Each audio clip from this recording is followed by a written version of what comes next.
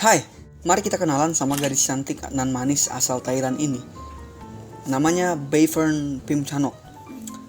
Tak dapat dipungkiri, mayoritas cowok bahkan juga cewek akan sepakat kalau dia cantik dan manis. Oke, karena ini video soal LGBT, kalian pasti mikir dia transgender, kan? Nah, enggak, dia cewek beneran. Nah, kalau ini baru transgender. Gak usah dibahas. Oke, LGBT udah jadi satu tren besar di dunia sekarang ini. Di negara-negara barat sana dan beberapa di Asia juga, hal ini bukan lagi hal yang tabu, tapi malah jadi salah satu lifestyle yang boleh dihidupi siapa aja yang mau. Dan di Indonesia juga tak dapat dipungkiri LGBT udah ada, ya walaupun belum semarak dan seterbuka negara barat. Dan karenanya kita nggak bisa menutup mata lagi. Nah, sebagai orang Kristen, apa yang perlu kita tahu mengenai LGBT? Apa kata firman Tuhan? Bagaimana kita seharusnya menyikapi tren yang lagi hot ini? Karena itu, mari kita bahas di What About. Kita mulai dari definisi. LGBT adalah singkatan dari lesbian, gay, biseksual, dan transgender. Dan sekarang menjadi istilah yang merujuk pada orang-orang yang memiliki orientasi seksual berbeda dari orang pada umumnya. Istilah ini udah ada sejak tahun 90-an. Mengenai legalitas, seperti tadi ku bilang, LGBT udah jadi tren di banyak negara. Denmark sebagai pelopor kaum homoseksual sejak 1989. Belanda negara pertama yang melegalkan pernikahan sesama jenis pada 2001. Disusul Inggris, Prancis, Jerman, Swiss, dan lain-lain. Beberapa negara bagian Amerika Serikat melegalkannya seperti New Jersey, Maryland, Hawaii, Massachusetts, dan Washington.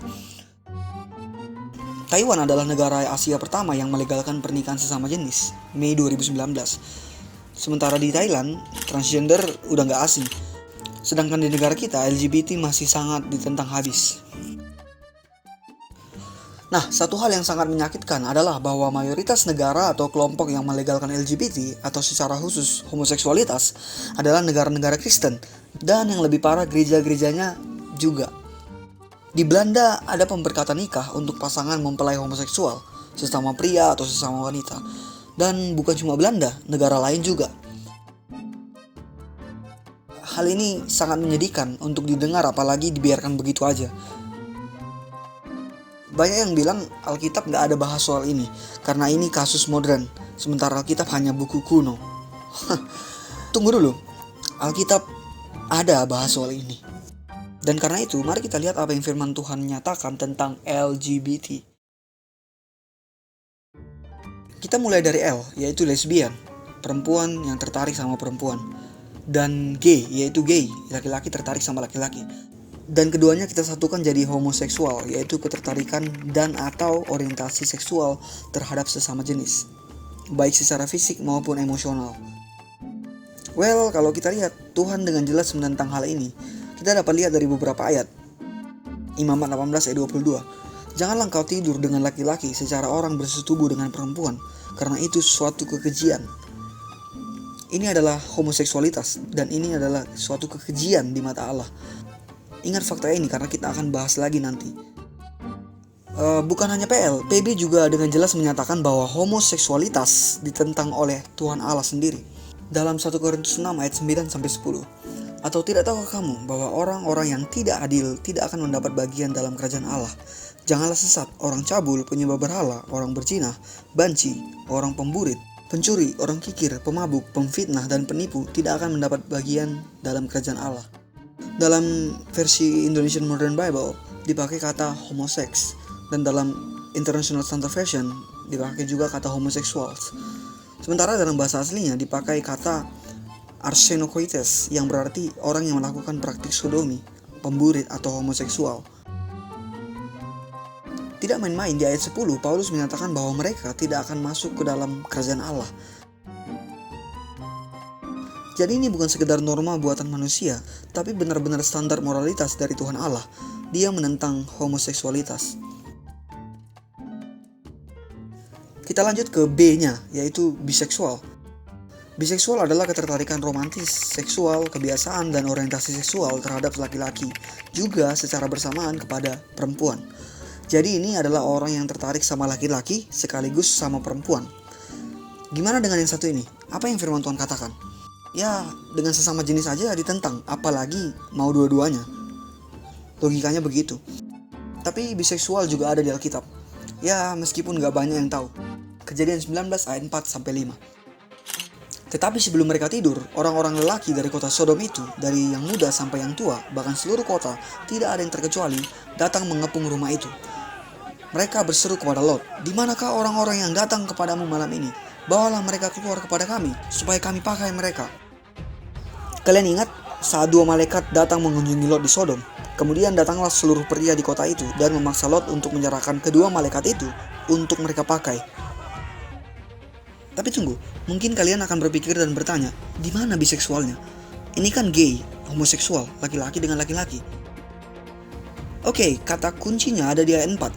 Tetapi sebelum mereka tidur, orang-orang lelaki dari kota Sodom itu, dari yang muda sampai yang tua, bahkan seluruh kota, seluruh laki-laki dari yang muda sampai yang tua. Gimana mungkin di situ ada bapak-bapak dan anak-anak lajang kalau memang kota Sodom cuma berisi pria-pria homoseksual yang gak suka sama perempuan? Kalau mereka homoseks, gimana mereka bisa punya istri dan anak? Kan mereka gak selera sama perempuan, apalagi sampai punya anak. Jadi kalian udah paham kan?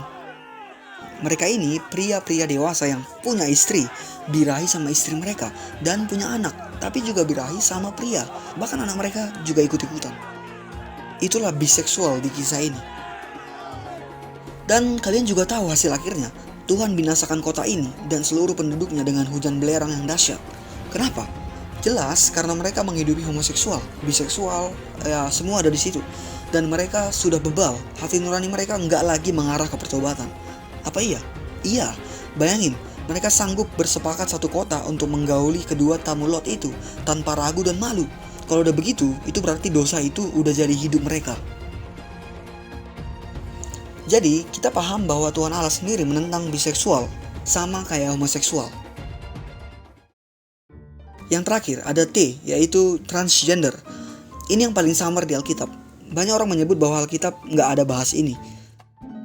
Tapi kalau kita lihat Kejadian 2, pada awalnya Allah menciptakan laki-laki dan perempuan, Adam dan Hawa.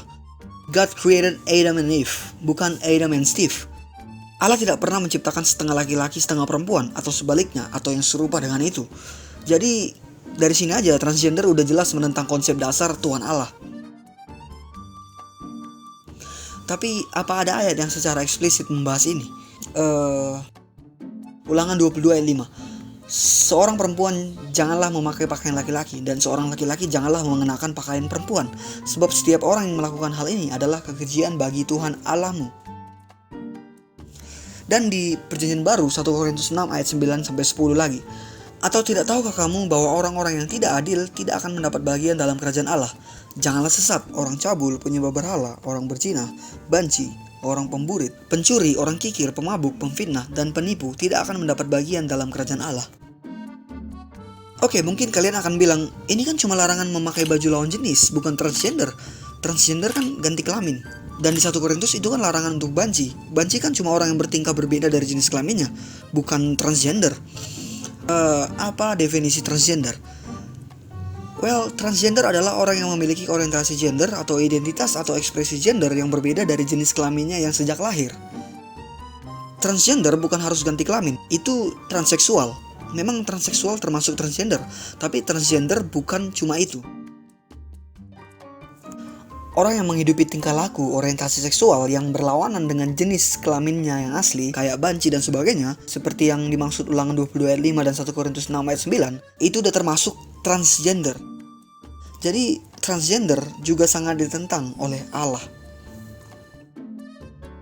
Oke, sekarang kita udah mengerti apa yang firman Tuhan nyatakan soal LGBT.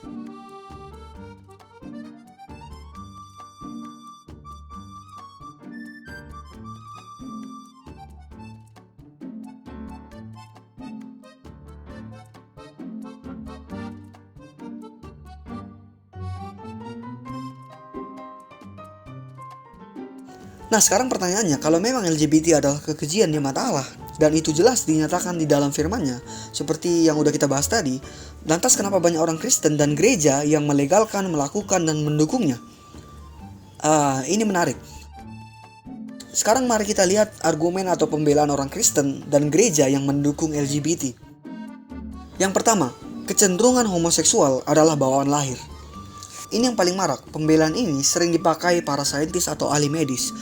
Mereka meyakini bahwa kecenderungan homoseks itu dibawa sejak lahir dan hasil dari DNA atau gen orang tua atau keluarga, dan bukan karena hal-hal kemudian saat orang tersebut tumbuh dan berkembang. Dengan dasar ini, mereka menyatakan tidak benar untuk menyalahkan para homoseks, dan yang mereka hidupi ini nggak dosa bagi Allah karena udah bawaan lahir. Itu normal dan benar. Tapi yang harus dipahami adalah Allah menentang tindakan atau praktik homoseksual, bukan menentang orangnya, sekalipun orang itu lahir dengan memiliki kecenderungan untuk itu. Memang benar ada orang yang dilahirkan sudah punya kecenderungan homoseksual. Mungkin orang tua atau keluarga di atasnya ada yang homoseks dan DNA atau gen itu turun ke dia. Tapi bukan berarti kalau dia kemudian menghidupi hal itu nggak dosa di hadapan Allah. Dan sah-sah aja kalau dia mempraktekkan dan menghidupinya. Yang benar adalah dilahirkan dengan DNA atau gen itu bukan berarti harus menghidupi hal itu juga. Dia tetap punya pilihan untuk hidup di dalam Kristus. Bukan karena itu bawaan lahir, lantas itu normal. Epilepsi juga bawaan lahir, tapi bukan berarti itu normal.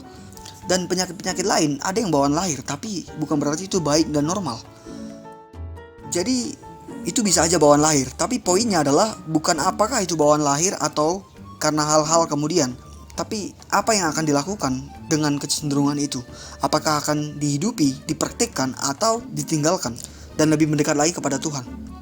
Itu yang menjadi poin.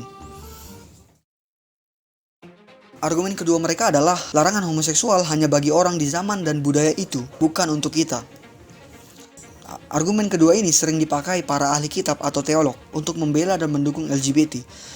Bagi mereka larangan di Alkitab itu, Imamat, Ulangan, dan 1 Korintus tadi cuma diperuntukkan bagi orang Israel zaman itu, bukan orang Kristen masa kini.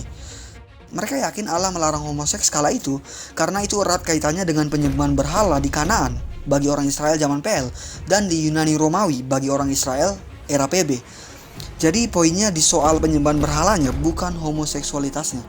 Nah, sekarang zaman udah beda. Homoseksualitas atau LGBT nggak lagi berhubungan dengan penyembahan berhala.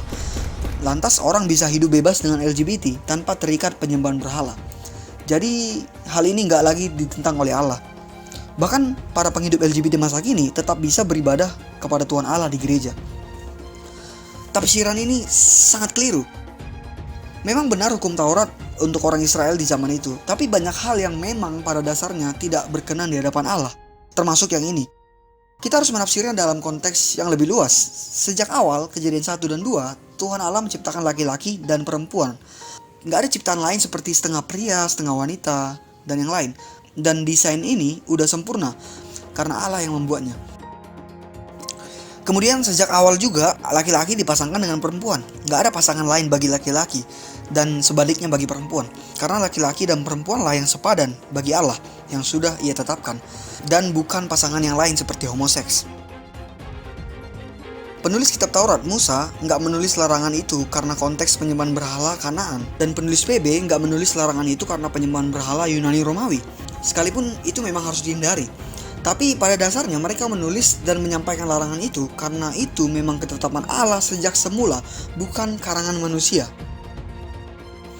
Jadi segala konsep yang berbeda dari apa yang sudah Allah tetapkan sama aja menentang Tuhan Allah itu sendiri. LGBT memang gak berkenan di hadapan Allah, dan hal ini tidak melihat konteks zaman atau budaya. Ini berlaku sepanjang masa dan di seluruh dunia. Untuk lebih jelas, mari kita lihat bagaimana Yesus menjelaskan hal ini. Di dalam Matius 19 ayat 4-5, saat Yesus menjelaskan kepada orang Farisi tentang larangan bercerai, Ia mengatakan, "Tidakkah kamu baca bahwa Ia yang menciptakan manusia sejak semula menjadikan mereka laki-laki dan perempuan? Sebab itu laki-laki akan meninggalkan ayah dan ibunya dan bersatu dengan istrinya, sehingga keduanya menjadi satu daging." Yesus menekankan bahwa sejak semula Allah menciptakan laki-laki dan perempuan, bukan yang lain atau ada tambahan. Itu sudah sejak semula, dan laki-laki hanya akan bersatu dengan istrinya, yang mana adalah perempuan, bukan yang lain dan gak ada tambahan. Jadi Yesus menekankan bahwa hal ini bukan berbicara soal konteks zaman atau budaya, melainkan sejak semula. Jadi argumen kedua ini dari para pembela LGBT juga sangat melenceng dari firman Tuhan. Argumen yang ketiga, yang terakhir. Allah mau kita menemukan pasangan yang sepadan. Perempuan lebih rendah dari laki-laki. Jadi, nggak salah kalau laki-laki menikah sama laki-laki, dan sebaliknya, supaya sepadan. Yang terakhir, mereka berargumen bahwa Allah ingin pasangan sepadan bagi manusia. Laki-laki nggak sepadan dengan perempuan, perempuan lebih rendah. Jadi yang sepadan itu laki-laki sama laki-laki dan perempuan sama perempuan. Ini pun keliru. Kita simak penjelasan dari James M. Hamilton Jr. dalam bukunya God and the Gay Christian, A Response to Matthew Finds. Dan tentang manusia, Allah menciptakan manusia menurut gambarnya. Menurut gambar Allah, laki-laki dan perempuan diciptakannya mereka. Terlepas dari apa yang mungkin dilakukan orang-orang di masyarakat kuno, yaitu memikirkan inferioritas wanita atau wanita lebih lemah atau rendah, mereka yang memeluk Kejadian 1 percaya bahwa pria dan wanita adalah sama dalam harkat dan martabat manusia, karena Allah menjadikan laki-laki dan perempuan dalam gambarnya sendiri. Sedangkan pada dunia zaman dulu, wanita dianggap memiliki nilai yang lebih rendah. Siapapun yang menganggap wanita lebih rendah, entah tidak tahu atau gagal memahami Kejadian 1 ayat 27.